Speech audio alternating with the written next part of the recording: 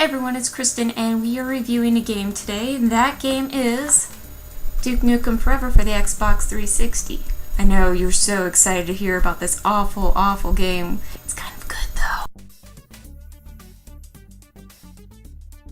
One thing that I can honestly say is this game is definitely geared towards the fans who played Duke Nukem way back in the day. For me, my first experience with Duke Nukem was Duke Nukem 3D on the PC, and those were the days when I was playing Doom and Wolfenstein 3D, Quake. When I heard about Duke Nukem Forever way back in the day and how they were working on it, I was super excited and I couldn't wait. And then of course it just went into development hell. So when Gearbox came out and said, hey, we are going to release this game and we're going to finally give it to you guys, I was like, oh my god, thank god. I've missed Duke so much. He's just this horrible womanizing man, you know, cares about women being nude and drinking beer and stuff like that. But it's just, he's such an awesome stereotypical character from back in the 90s. So we'll go ahead and start things off with the campaign. And one of the biggest downfalls, and one thing that I kind of have to start with, is the loading screens. I've heard that it's much better on the PC, but on the consoles it's obnoxiously long. Like sometimes you're sitting there from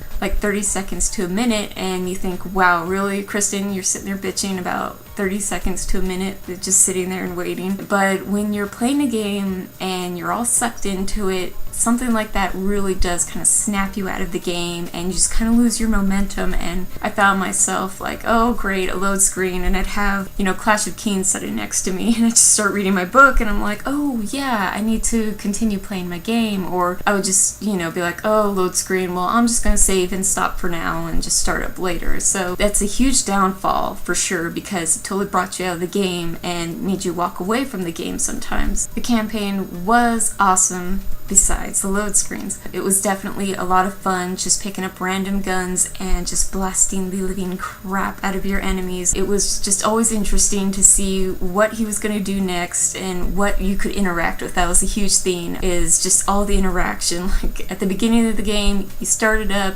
you're pissing in a toilet, and of course I had to stand there and just like, you know, replay the whole Austin Powers scene where he's peeing for like 10 minutes straight. And I giggled. I grabbed a turd straight out of the toilet and like proceeded to fling it onto the walls, trying to create my own pooish artwork. And the whole time he's just like, why the heck am I carrying this crap? But I love that. And then the marker boards throughout the game, and you just couldn't help but like draw male genitalia across the marker board and just giggle to yourself like, oh my god, this is so funny. This is what I always wanted to do in school and I just couldn't do. But I love the humor throughout the game, and he's constantly knocking on various shooters out there. Like someone offered him some Halo armor, looks like Halo armor, and he's like, forget that, I don't need armor. Or he was heading through a door and was asking for a red key card, and he's like, are you kidding me, forget that, and just busts open the doors. Of course, you know, reference to Doom. I really enjoyed a lot of the little things in the game that just kind of made you chuckle and, oh hey, you know, they're referencing this game or that game. There definitely wasn't a lack of guns or ammunition throughout the game. Really found yourself just like, oh my gosh, a rocket launcher, do I, you know, oh my gosh, do I have the shotgun? And you just really had to stop and kind of make a decision, like, do I want to grab that or do I not want to? I can say that sometimes they would give you guns and it was like you were in an area of the game where you didn't really need the gun and it was kind of pointless. Like I'd be in an enclosed area and they would give me a rocket launcher and I was like, oh, I don't really need this right now because all I'm gonna do is just blast myself into smithereens on accident. So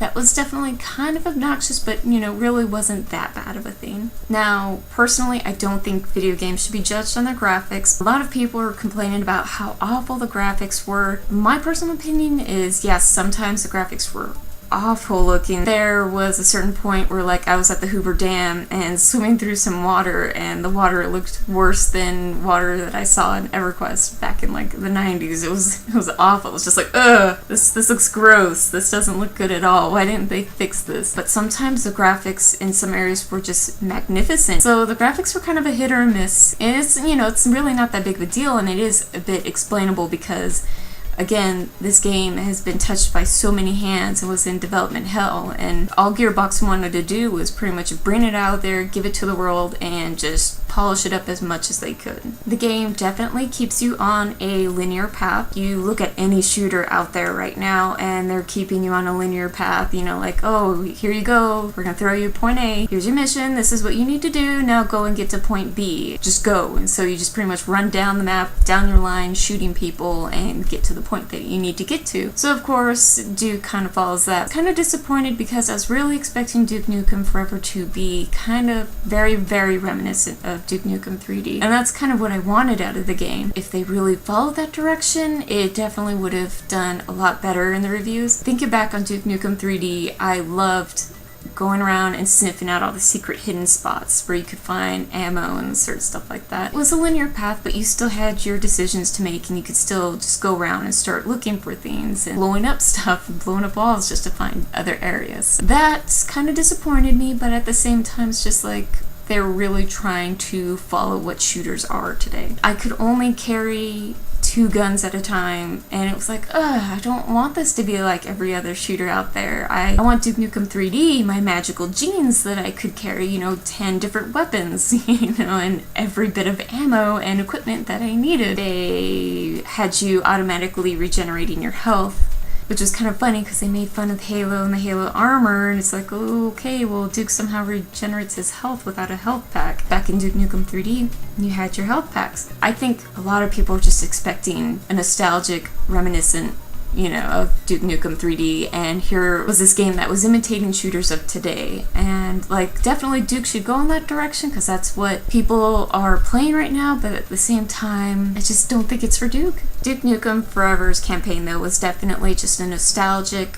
you're just there to have fun. I really miss seeing that in shooters because now everything's all military based. So it was really fun and refreshing for me personally, and why I enjoyed Duke Nukem Forever so much was because it was just like, I'm just going and killing a bunch of aliens and saving the babes of the world, and there's no point to it, and there's no real reason or rhyme. There was a lot of, I would say, platformer elements in the game as well, so it wasn't just like shooter, shooter, shooter. There was a lot of platformer, and you got to drive around a monster truck. That's what shooters were back in the day. It was just fun and pointless, and I really would like to see that make a comeback. Replay value is a huge, huge deciding factor on if I'm going to buy a game or not, because games, you know, are $60 a pop now, but the replay value for Duke Nukem Forever is, for me, just kind of moderately low.